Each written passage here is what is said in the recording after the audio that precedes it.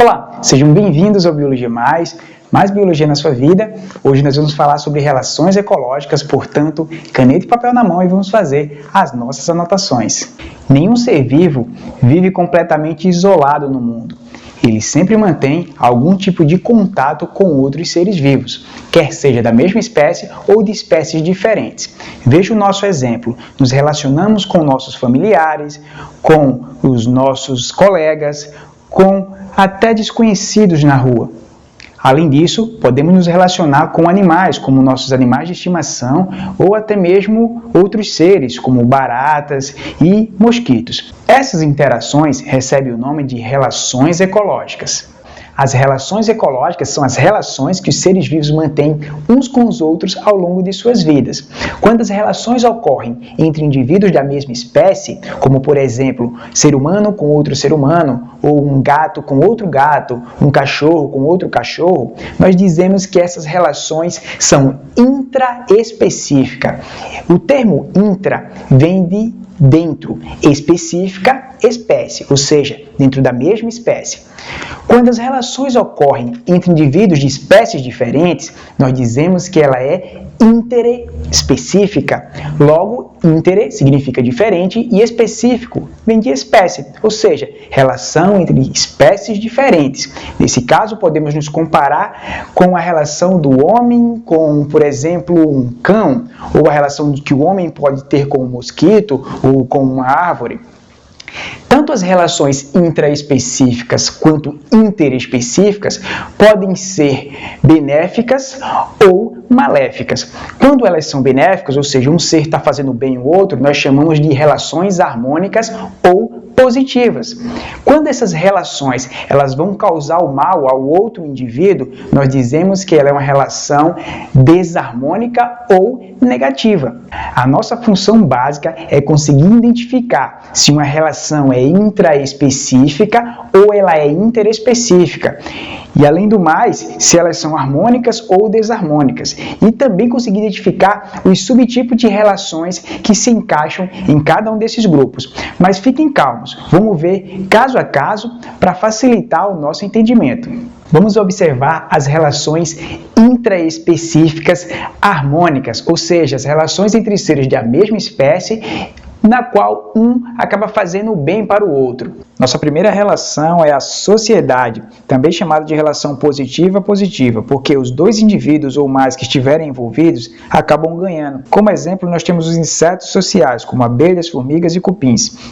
E basicamente uma sociedade são indivíduos da mesma espécie que se mantêm separados, mas cooperam para o bem comum. Ou seja, cada um tem o seu corpinho separadamente, só que eles colaboram para o bem de todos. Nossa segunda relação é a colônia, também positiva-positiva, porque os indivíduos envolvidos acabam ganhando. Nesse caso, os corpinhos dos indivíduos estão associados anatomicamente. Veja o exemplo da caravela portuguesa. Embora pareça ser um único animal, são vários animaizinhos chamados de pólipos que estão com os corpinhos grudados. Cada um tem um papel e uma função.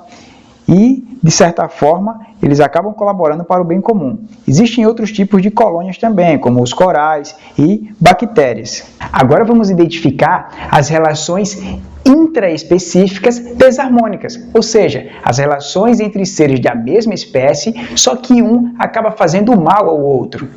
Na primeira relação desse tipo, nós temos o canibalismo, relação considerada negativa, e ela é bem fácil de entender. Qualquer indivíduo que se alimente de um da sua própria espécie é um canibal, ou seja, está cometendo canibalismo. Por que ela é negativa?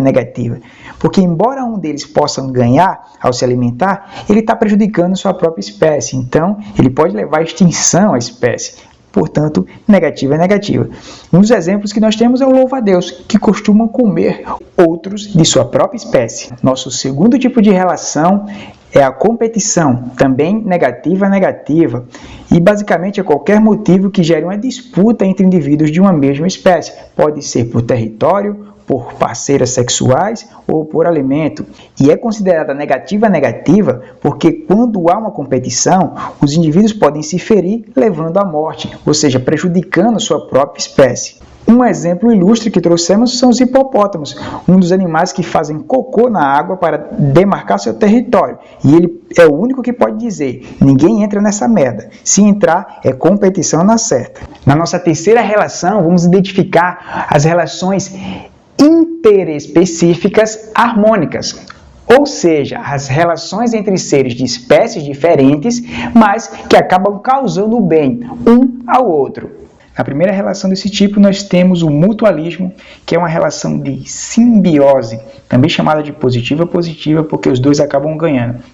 Nesse caso, indivíduos de espécies diferentes vão se associar e vão ficar dependentes, não vão poder se separar mais. Nesse caso, nós temos os líquens, que é uma associação entre uma alga e um fungo.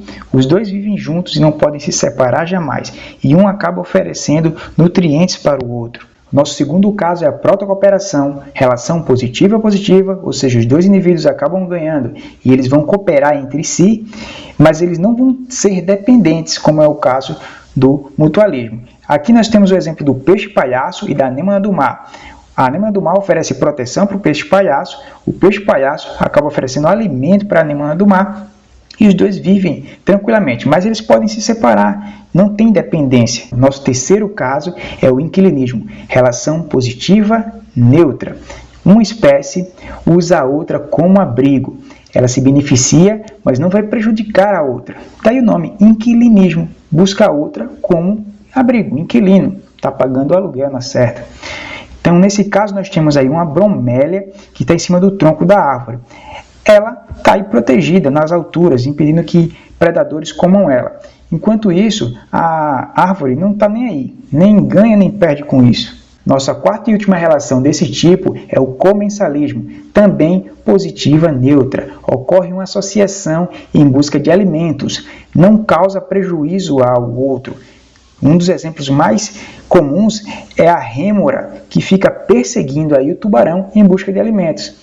Nesse caso, ele nem prejudica, nem ajuda o tubarão.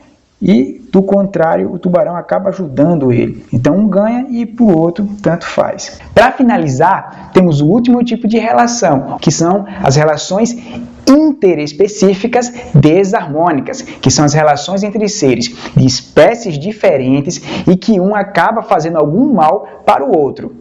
Na primeira relação desse tipo, nós temos o amensalismo, é uma relação positiva, negativa. Um ganha, o outro perde. Nesse caso, uma espécie inibe o desenvolvimento de outra.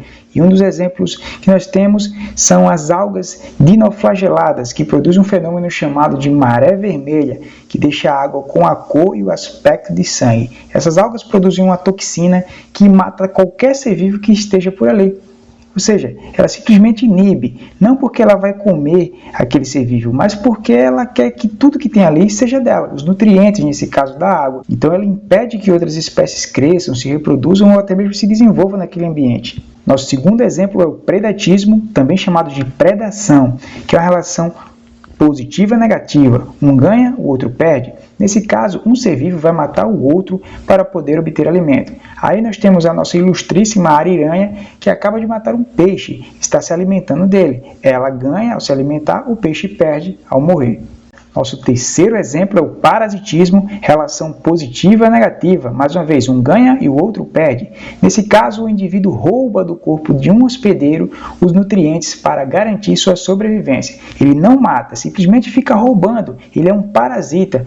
Nesse exemplo aqui, nós temos as sanguessugas que estão retirando o sangue do indivíduo, os nutrientes do corpo do indivíduo. Mas pode ser qualquer outro grupo de seres vivos, como verminoses e até plantas que são parasitas e acabam sugando os nutrientes de outras árvores. Nossa quarta relação é a competição, que aparece mais uma vez, só que dessa vez entre indivíduos de espécies diferentes. Nesse caso, eles vão competir por território e presas normalmente. E nesse caso, nós temos uma relação negativa, porque os dois podem se ferir e morrer, levando baixas para as suas espécies. Aí, como exemplo, nós temos os urubus e as hienas que estão competindo por alimento. Aqui nós só demos aqui um exemplo para cada relação ecológica, mas existem vários outros exemplos. Então eu aconselho que sempre procure responder exercícios, que isso vai facilitar a sua compreensão. Com isso, nós encerramos mais uma videoaula. Espero que vocês tenham gostado, espero que essa aula ajude vocês de alguma forma. Até a próxima!